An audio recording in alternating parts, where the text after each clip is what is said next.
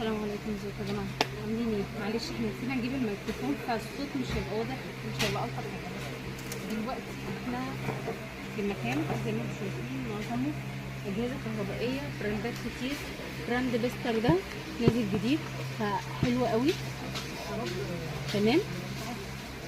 بصوا بقى، ده الجهاز اللي احنا اتسالنا عليه كتير قوي. اوكي، ده جهاز البخار. انا لسه فاتحينه، انا مش هقدر اخرجه عشان هو ممنوع، بس انا هوريكم بيجي شكله ازاي من جوه كده. اوكي تمام. يبقى معاه كذا قطع كتير جدا اهي زي ما انتم شايفين على الكرتونه اهو. ده بصوا الخرطوم، الناس اللي كانت عايزه تشوفه على الطبيعه. القطع بتاعته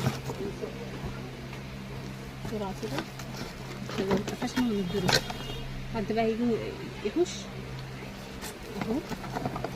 ومعاه كمان الكوبايه والدقيق اللي بتلبس في البتاع. معاه فرشه، كذا فرشه هنا بصوا.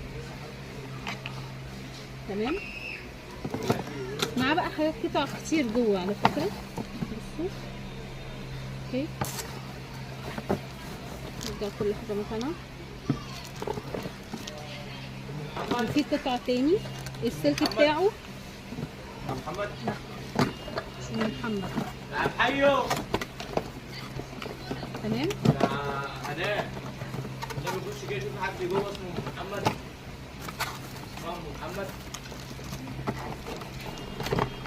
ده بطاطسية.